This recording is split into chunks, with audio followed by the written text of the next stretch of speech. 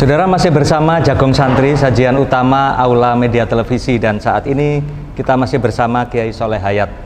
Kiai, ini kita perlu memahami, dan generasi muda saya kira perlu memahami kehadiran Kiai Hasyim Latif. Tadi selain perjuangan di masa-masa revolusi kemerdekaan, beliau ini kan juga berkhidmah di NU sangat panjang. Nah, beliau juga dikenal sebagai pendidik di lingkungan NU. Bisa dikisahkan ya? Karir Pak Hasyim di bidang pendidikan ini amat sangat luar biasa. Bukannya luar biasa, pakai sangat dan amat. Sangat dan amat. Beliau ini punya gagasan yang brilian. Bahwa membangun sekolah tidak perlu harus minta sana dan sini. Nggak perlu bawa proposal. Perlu bawa proposal. Nah, sekarang dikembangkan, jangan ahli proposal ya. Tetapi ayo kita menabung. Menabung uang 100-an itu sanggup minta ke orang tua, ya. Sanggupnya 200, ya. 100-nya itu 300, 100-nya itu adalah telepon cerekan. Uang ketengan itu. Itu kalau dalam tradisi kita dulu jimpitan itu ya? Tidak jimpitan. Kalau jimpitan ngambil ya. Oh, ngambil. Ini ya, kesadaran bayaran. Kadang-kadang tambahin jajan kelebihan, ya. Masukkan kotak. Oh, gitu. Tapi yang rutin itu ketika bayar sekolah itu. Iya, iya. Tapi ketika itu digerakkan oleh Pak Hasyim, raksasa. Pak Hasyim membangun sekolah sampai sekarang juga hampir 100 sekolah. Iya, iya, iya. YPM itu ya? YPM itu semuanya full penuh Pak. Dan bahkan sekarang mulai antri. Pak. Inden dulu? Inden dulu. Kalau daftar? Oh. Daftar, karena kualitas pendidikannya bagus. Ya. Kemudian guru kualitasnya juga bagus. Ya. Kesehatan guru juga dijamin bagus. Ya. Sarananya juga bagus. Gitu loh. Sampai begini. Ada image. Saya termasuk pelaku. Saya ini kan pernah jadi sekretarisnya wakil. Saya sekretarisnya Pak Muslim. Oh gitu. Hari itu ya. Yeah, kawan untuk kemarin. Saya wakil sekretaris. Tapi saya sering diperankan untuk ikut membantu sekolah-sekolahnya Pak Hasyim. Oh. Kalau ada sekolah yang kembang kempis, muridnya sedikit, gurunya sering tidak masuk, bayaran kurang-kurang, tekor-tekor terus saya serahkan ke Pak Hasyim Latif. Nah, ketika terjadi proses pencerahan itu, pasrah, dia Pak Hasyim, saya pasrahkan. Udah ditata sama Pak Hasyim. Kepala tata usahanya, kepala sekolah, guru, dari YPM. Tapi mereka yang lain dan nganggur, tetap diberi fungsi. Oh. Diberi fungsi, diberi aturan tata cara yang bukan lesan, bukan kaulisan, tapi langsung delok. Nah, dievaluasi 3 bulan sekali. Itu tidak sampai 1 tahun. Biasanya 3 bulan, evaluasi pertama, 3 bulan lagi, 6 bulan, 3 bulan lagi, bulan yang ketiga, itu sudah mulai berubah. Kebersihannya berubah, sudut-sudut yang selama ini ada punya rokok, ada korean, ada kertas rokok, kemudian kertas makanan, udah ada. Jadi bolot-bolot itu sudah ada. Kemudian seseorang guru juga ada. Intensif siswa untuk membayar juga sudah tinggal 1%, 2%. Oh. Uang itu kemudian, tapi begini, Pak Hasyim ketika zaman memperbaiki sekolah, biasanya perolehan di YPM sepanjang itu dialihkan ke Bojonegoro. Oh, itu. Iya, dialihkan ke sana. Itu bangun sekolah juga di sana? Iya, mau bangun. Memang niatnya untuk membangun sekolah, cuma dialihkan. Itu kan gitu. Bagus. Setelah selesai bagus, jalan lancar, ditinggal, dialihkan kembali pada guru yang lama. Tapi tata cara pengelolaan sekolah seperti itu dia. Oh. Jadi dididik selama 6 bulan, 3 bulan, 6 bulan, 9 bulan, setahun itu paling tinggi. Jadi perjuangan tadi perjuangan fisik saat perang, ini perjuangan saat kemerdekaan. Dandani orang, sikap. Dandani orang. Dandani sikap. Di dunia pendidikan. Guru, tata usaha, Pak Kebun, sama siswanya itu. Sikap siswa. Sikap siswa. Siswa itu. Yang ini yang perlu kita ketahui soal ketika beliau memimpin di pengurus wilayah Nahdlatul Ulama Jawa Timur. Itu saya yang di Surabaya itu yang di Gresik, Harjotono, kemudian yang di mana? Yang di Bojonegoro. Sekarang sama-sama besar sama-sama. Ketika memimpin di PWNU, beliau itu kan punya watak militer yang karena warisan masa perang itu ya. Perang itu. Kerjanya disiplin, Pak. Teman-teman yang lain itu datangnya kira-kira jam 9 gitu. Pak Hasyim jam 8 datang. Datang. lugu-lugu dulu. Oh, lebih dulu ya? Iya, apa-apa ya kotor, apa ibu, sebelah mulai ya, mulai. Sering kali saja, kalau beliau punya gagasan kayak surat itu, beliau ketik, duduk, bermintal itu. Ketik manual? Manual, dulu belum ada. Iya. Terus tangan oleh, kalau coba sekolah coba, tangan urusan uang hati-hati. Iya. Karena di YPM itu kan terbiasa oleh uang yang tertib. Untuk ke sekolah ini, ini, tertib PBN. Jangan lupa uang di kasnya PBN itu dia disuruh beli alat-alat administrasi, kertas macam-macam itu. Iya. Ente 200, kemudian nak boleh catatan itu, ono lain-lain 200 apa 100 atau berapa? Ini kalau kan gue Oh, ditanyakan ya? Tanyakan. Dia waktu berangkat pulang nggak bisa mendopo. Rinci sekali ya? Rinci sekali. Iya. Tapi walaupun rinci, kok mau balik 100. Ini kayak sekte. Saya termasuk yang sering mendapatkan uang itu. Tapi tidak kondo ketika itu tidak bisa mau minta. Dia kan berpikir, ini bawa apa saja itu Pak bis atau bawa apa kan? Iya. Tapi ketika ada uang sisa ya, dikasihkan. Tips ya? Tip dia itu. Kalau ada buat surat seperti itu. Kemudian kalau rapat disiplin. Rapat undangan jam 09.00 tak jam 09.00 beliau. Sebelumnya datang. Disiplinnya. Tapi beliau itu akomodatif. Walaupun militer, tapi kalau punya pendapat enggak semua menjadi pendapatnya. Enggak memaksakan pendapat. Pendapat. Dan kalau ada uang-uang ekstra, kadang-kadang ada pengusaha, ada pedagang yang itu mesti rata itu. Sampai yang bagian staf sekretariat kebagian sesuai dengan derajat. Nggih. Sejauh mana sih kedekatan? Rapi, di PB itu rapi. Maksud saya sejauh mana kedekatan Kiai Hasyim terhadap anak-anak muda saat itu gimana ya? Nah begini, Pak Hasyim itu kan sudah terbiasa membina anak-anak pemuda-pemuda untuk jadi tentara itu. Iya. Dia tahu hatinya anak-anak ini. Anak-anak itu jenenge tok ya dilemnya api dilem. Oh, fair ya? Iya, nek kurang ya diseneni. Nek nakal di seneni. Dituturi, iya. Nah, watak itu dikuasai sama Pak Hasyim. Dia mendidik perang saja berjuang sampai mau berkorban itu. Anak-anak muda cirinya 3, api lemen. Disanjung, dikei pangkat. Tapi nek emang keliru, jalur sepuro, kemudian didandani. Tapi nek nakal, udah kalau nggak bisa dipakai dilepas. Itu yang membuat anak muda-muda tertarik, apalagi kalau dipuji sama Pak Hasyim. Aduh, rasanya seperti miber. Itu membuat anak-anak muda senang. Kadang-kadang anak muda ketika menghadap itu, Pak Hasyim sudah saya sarankan, apakah kekurangan saya sehingga nanti kalau disuruh lagi, nggak bisa habis. Oh gitu. Itu dipuji sapi itu sudah bagus, apalagi kalau dipuji. Dipuji. Nah, itu kelebihan Pak Hasyim melakukan pendekatan kepada anak-anak muda. Iya. Dan kalau ada anak-anak muda yang bertanya tentang dulu ketika zaman perang, apa subuh, dikasih sama Pak Hasyim. Dan kalau di musola itu anak-anak muda banyak yang ayo, saiki kendaraan dari imam, aku tak jadi makmum. Oh, sampai segitu. Sukan semua Pak. Ayo kendaraan lah, aku jadi makmum mau imam, delok Mas. Kok pantas jadi imam. Itu yang membuat di antara karakter beliau. Karakter beliau membina anak muda itu. Iya. Dan kalau ada uang-uang ekstra itu anak-anak Ansor apa itu Daiman PMI ketika zaman itu PMI kan dekat itu. PMI kan juga dekat tinggal gap sebelum independen. Itu juga urusan uang juga dekat. Anak-anak muda kalau urusan itu perhatikan. Ya Soleh, ini Kiai Hasyim Latif ini kan juga berperan dalam pelaksanaan Muktamar NU ke-27 di Situbondo 84. Iya. Nah, ini sejauh mana yang diketahui ya Soleh? Jadi yaitu pola kerja di militer, disiplin, tertib, terencana, terevaluasi, itu betul-betul dilaksanakan oleh Pak Hasyim.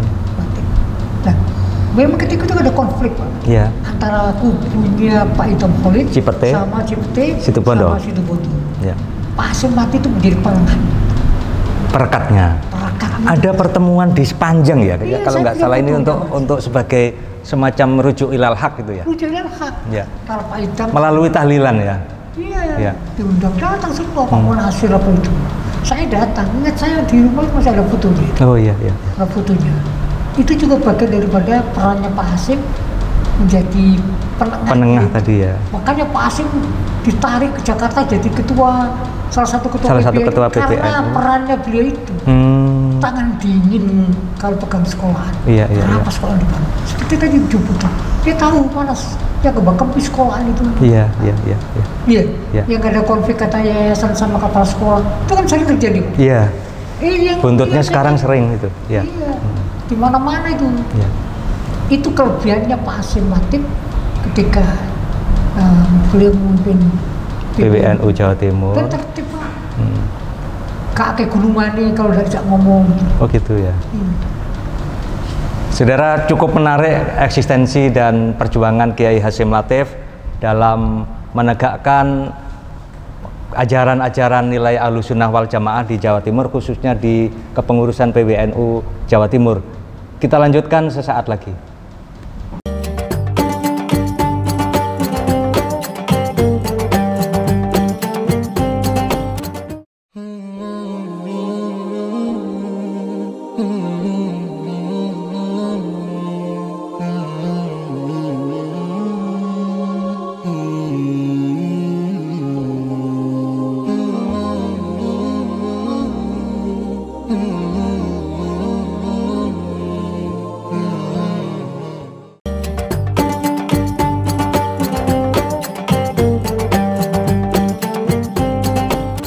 Saudara, masih bersama Jagong Santri, sajian utama Aula Media Televisi. Dan saat ini kita masih bersama Kiai Soleh Hayat. Beliau adalah di antara pejuang dari Nahdlatul Ulama di Jawa Timur, otomatis sebagai saksi dalam perjalanan NU di provinsi ini. Kiai Soleh, ada dulu sebelum gedung PBNU Jawa Timur yang berlokasi di dekat kawasan sekitar Masjid Agung ini, itu kan di Raya Darmo itu cukup representatif dan cukup mewah ya, artinya lokasinya cukup mewah, cukup elit di tengah kota. Tidak banyak yang tahu bahwa itu pernah menjadi gedung bersejarah bagi NU Jawa Timur. Pada masa-masa Kiai Hasim Latif juga saya kira peran yang begitu penting itu dilakukan oleh NU. Dan kemudian sampai berlangsung hingga sekarang. Bisa diceritakan ya?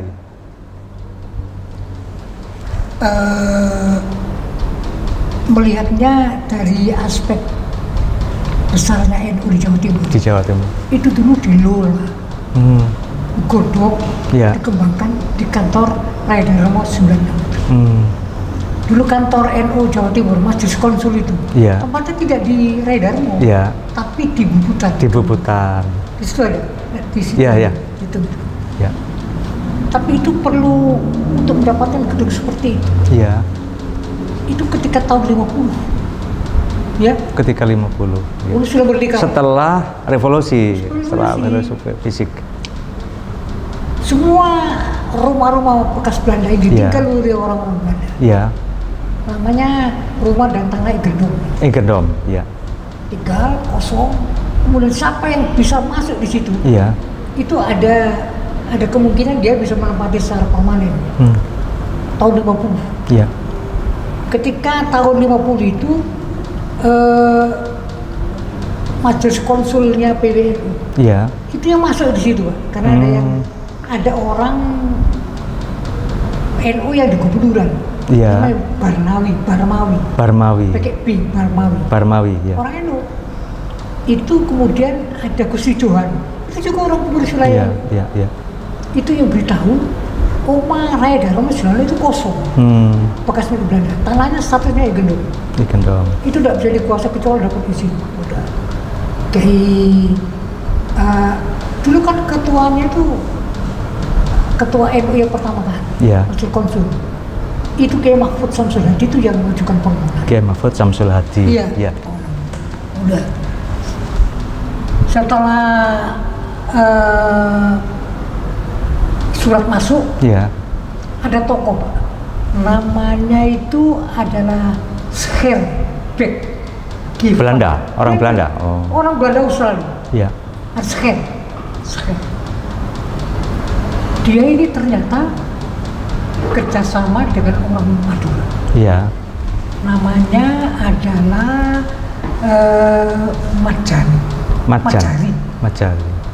Blatter Pak dia. Orang sini mungkin tahu kalau Blatter ku kelasnya kelas pokok. Madura yang kelas pokok dia. Yeah. Takutnya hanya dengan senjata, tembak sini, ya tembak sana mati di sini tuh. Dia memang ngerti urusan rumah-rumah Belanda yang ditinggal. Dia menguasai 17 rumah, tahu. Rai Arjuna, Rai Darmo, macam-macam. Itu punya Belanda yang kalau bisa diurus, ya bisa dilawan, direbut dengan kekerasan, dengan itu bisa. Termasuk di miliknya PWNU itu. Iya. Nah, punyanya PWNU itu setelah ada aturan tahun 64 dan tahun 63 sama 64. Iya. Itu di Surabaya ada lembaga usaha pertanahan milik Surabaya, P3MB. P3MB. Saya tidak tahu P3-nya itu apa, tapi ono MB-nya. Dulu kantornya itu di Tunjungan itu, Pasar Tunjungan. First Louis. Itu tempat-tempat yang ngurus-ngurus surat tanah di situ. Oh gitu. First Louis. Kita sekarang sudah di mana itu? Kemudian kita ngajukan permohonan ke kantor P3MB itu surat. Nah, yang teken surat ini sudah bukan Kiai Mahfud. Oh. Siapa? Dari kedua, Pak Kiai soalnya sudah tahun 73. Kiai Abdullah Siddiq ya. Abdul Siddiq. Iya. Itu ngajukan permohonan juga atas saran Kiai Barnawi sama Gusti Johan itu. Oh. Permohonan kemudian Dirjen Agraria. Iya. Turun surat itu, Pak. Turun, dijawab bisa. Disetujui untuk menempati itu untuk kantor, bukan untuk rumah. Oh, untuk kantor. Karena memang di situ ada Barnawi sama Gusti Johan. Untuk NU mungkin boleh tahu bahwa NU punya sejarah perjuangan. Tapi kemudian orang yang namanya Scherbeck itu, kerja sama ini, dia kemudian saya tidak tahu bagaimana caranya, dia melakukan permintaan kepada pengadilan negeri di Arjuna. Ke pengadilan, terus menyarankan beberapa lokasi tempat tanah-tanah itu, Nah, di antaranya ada Rai Darmo, 96. Rai Darmo itu 36, Pak. Oh. Kemudian nomor perpondingnya itu juga bukan 11979, tidak itu.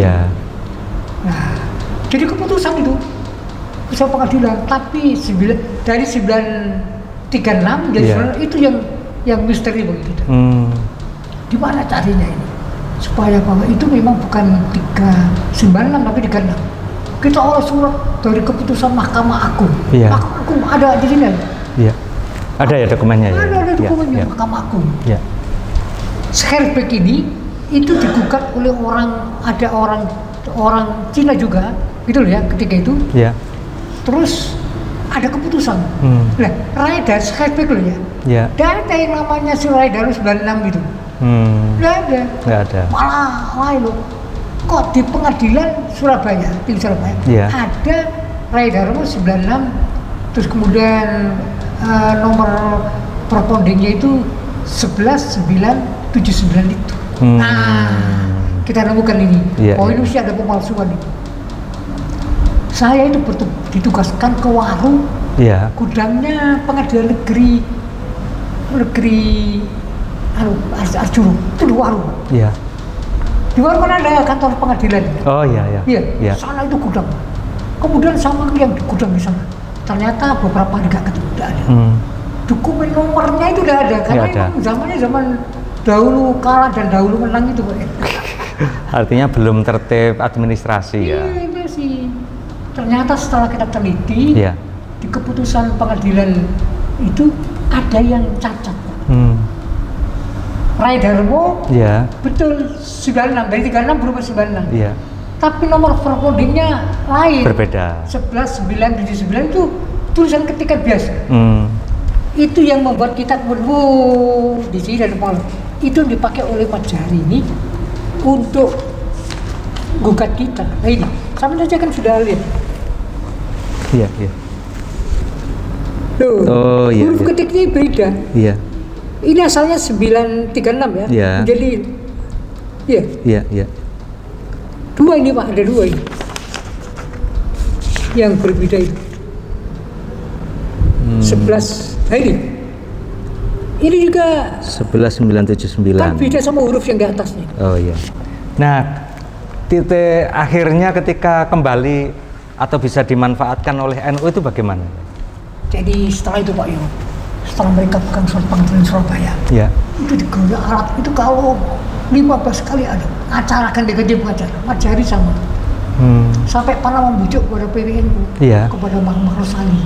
Sudah Kiai serahkan sama kami, karena itu kami yang punya, kami ganti dengan bangunan di luar kota.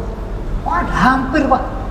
Yai Mahrus itu didekati gitu. Ini surat asli surat. Okay. Terus kemudian Pak Asim Latif itu yang dapat informasi, korak itu. Zaman itu sudah ada korak ya? Iya, korak Kiai, hati-hati Kiai, kasih itu. 2 kali lagi kirim surat panggilan semua. Seperti itu. Yeah. Tapi yang ngusir minta supaya dikosongkan tuh pengacara-pengacara. Wah, beberapa kali. Termasuk saya beberapa kali. Tegang ya? Wah, tegang Pak, pengacara mereka ahli hukum. Hukum tanah. Nah, setelah agak aman untuk penggunaan itu tahun-tahun berapa ya? Kemudian kita karena ngajukan poroman ke Mendagri sama Dirjen Agrarnya, baru namanya keluar surat hak guna bangunan. Hak guna bangunan, HGB. Iya. HGB-nya itu 11 Mei tahun 1978 ya? Iya, 78. Iya. Itu kita mendapatkan status HGB. Oh, bukan. Itu ini 16 Juni 1980. Oh, 80. 1980. Iya. Baru keluar surat HGB. Umurnya 2 tahun. Iya. Dengan ketika itu bayarnya itu adalah harus bayar 3.678.000. Saat itu. Ya tinggi juga ya kalau 3 juta. Ganti rugi kepada negara. Oh. Wah, masuk kas negara berarti ya? Iya, masuk kas negara. Iya. Lewat Kota Surabaya. Setelah punya hak guna bangunan, sertifikat, ketika itu mantap, aman. Kalau ada yang apa kita lawan dengan. Nah, sejak itu mulai berkurang. Ada 1-2 yang bocor setelah Pak kita ganti uang, nggak mau. Kita nggak mau. Nah, kemudian ternyata Serbik ini oleh Dirjen Imigrasi. Iya. Itu diusir dari Indonesia karena informasi bahwa dia menguasai di Jakarta juga ada. Iya. Usir kemana? Ke Australia. Ke negaranya. Itu mulai aman. Tinggal mencari sama orang-orang itu. Iya. Karena mungkin mengeluarkan uang untuk pengacara belum bisa. Oh, iya. Setelah pegang hak guna bangunan, status jelas, lah itu boleh aman kita. Karena itu sudah lewat negara, 20 tahun umur. 20 tahun. Sekarang menjadi hak miliknya NU. Jadi kita juga kita rubah dari hak guna bangunan jalan. Ini ada juga di sertifikat tak milik. Tak milik tahun 2005. Kalau sekarang 2020 berarti 15 tahun yang lalu. Iya. Di Gedung Raya Darmo 96 itu kan yang dulu menjadi aktivitas PWNU Jawa Timur, ada satu prasasti yang ditandatangani Kiai Haji Abdurrahman Wahid sebagai Ketua Umum PBNU dan Rois Am Kiai Ilyas Ruhyat. Itu wasiatnya sebenarnya bagaimana ya? Jadi setelah informasi bahwa tanah ini sudah bersertifikat hak milik NU ya. Kalau hak guna bangunan kan mungkin bisa dicabut. Bisa dicabut, ya. Cabut kalau diperpanjang. Ya. Ada upacara untuk peresmian gedung kantor langsung adalah milik untuk nama atas nama Badan Perkumpulan PBNU. Kemudian ada wasiat bahwa tanah dan bangunan ini tidak boleh dialihkan kepada pihak lain dengan alasan atau dalih apapun. Itu tertulis ya? Tertulis, ya.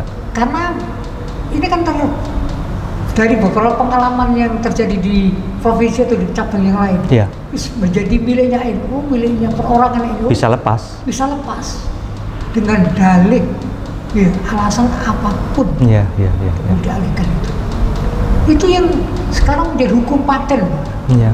Kalau masuk miliknya NU lah, begini di tanah di NU itu. Sekarang kan memang ada bahwa tanah-tanah dan bangunan yang dikuasai oleh NU atas nama PBNU, yang itu asalnya miliknya badan otonom atau itu kalau dijual itu harus dapat izin dari pemilik asalnya.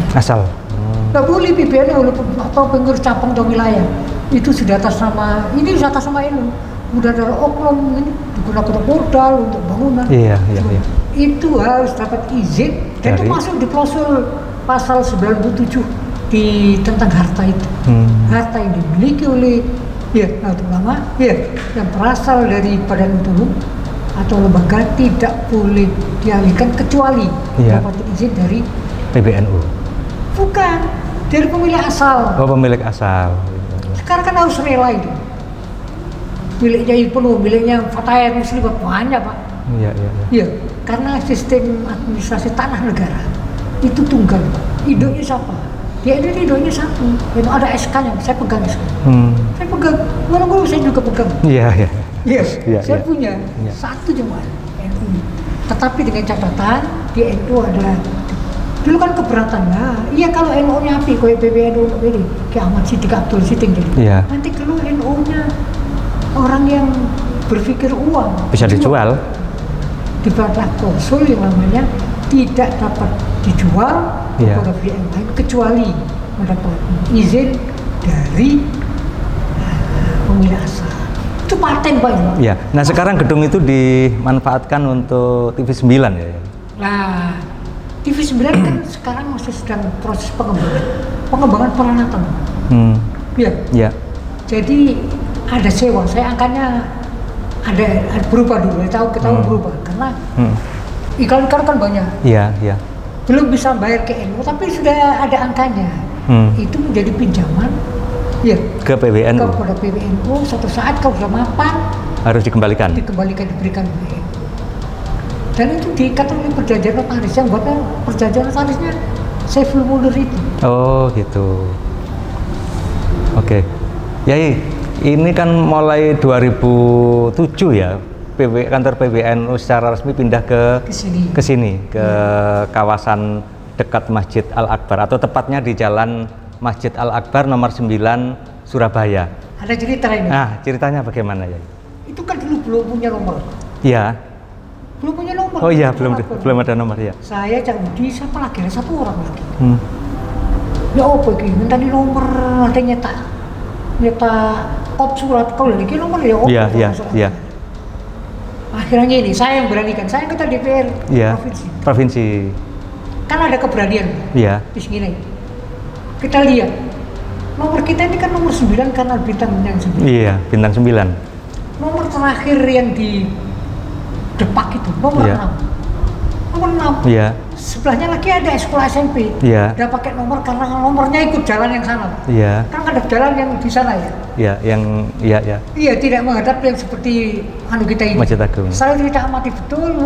Pintunya di sana berarti nggak ada di sana. Wis di nomor 9 nih. Kita yang jadi kita yang menentukan nomornya ya. Nanti kalau digeger dari petugas Kota Madiun Surabaya, itu Kota Madiun Soleh aja yang akan ada sebagai anggota DPR. Pak, wali-walian ketika itu. Nekat ya. Nekat karena ini nomornya nomor keramat itu sudah. Nomor 9. Perkalisan nomor 11 saya ngerti. Pokoknya kita nomor 9. Terus depak itu adalah nomor 6. Kalau 6 kan harus 8, Pak. Bukan 9. Baru ke 9. Ada cerita itu. Ya Soleh, itu anekdot ya. Pada zaman pembebasan tanah ini kan nggak lepas dari peran dari Kiai Hasyim Muzadi ya. Jadi sampai beliau sudah di Jakarta menjadi ketua umum PBNU, tetapi masih tengok-tengok ke Jawa Timur ya. Dan kemudian sampai peresmiannya. Nah, kesaksian Kiai Soleh tentang tentang itu sampai sekarang bagaimana ya? Kalau detailnya itu Pak Masudi. Pak Masudi, almarhum. Pak Masudi itu waktu itu jadi sekretaris. Yang saya tahu, saya tahu, itu tanah itu jual-jual aset gitu. Tanahnya dijual, termasuk yang di RSI. Belakangnya RSI ada tanah dulu, kompensasi dulu.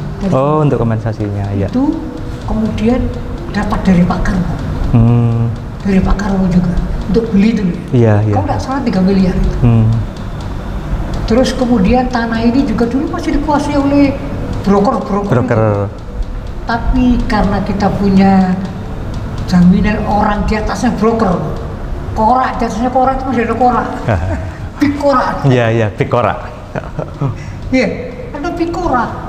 Nah itu yang bikin jaminan tanah-tanahnya orang-orang kecil-kecil itu sekali-sekali karena ada beberapa coupling itu. Bali sama NU, jaminannya kalau ada yang gugat itu, ya itu kita dapat jaminan dari big korak itu.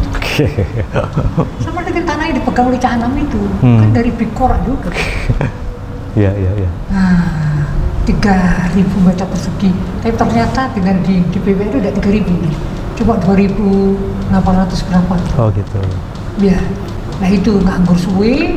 Kemudian karena di daerah Romo sudah padat, nggak cukup, orang apa juga gedenan kan gitu Pak ya. Iya. Wis, saono oleh zaman Pak Hasim. Jadi umur rapinya Pak Hasim, cari-cari sana kemari ternyata berhasil. Iya, sampai diresmikan ketika wapresnya Pak Yusuf Kala ya. Yang selalu menang kalah itu Pak ya. Tapi ada penting ini Yai Soleh, pesan terakhir untuk generasi kita tentang pembahasan kita dari waktu ke waktu ini bisa disampaikan ya Soleh. Rata-rata Pak ya. Mulai Imam Makhdus, Pak Imron Hamzah, Pak Hasim Latif, dan Pak Hasim Muzaki. Pesan yang paling utama untuk generasi muda ikhlas. Ikhlas. Jangan berharap apa-apa di dunia ini. Ini ono duit terima nih kau ono ojo ngomong. Ngomong itu nanti keberarti dari gerundeng. Gerundel juga ya? Gerundeng sama gerundel. Potong kadang-kadang. Potong. Aku belum dino. Ini gak di apa-apa. Termasuk mendapatkan jabatan atau uang. Iya. Ikhlas ini kok digede-gede sedikit. Yakin gitu. Dan itu pernah diucapkan oleh Mbak Ridwan Abdullah. Iya. Di prestasinya ada.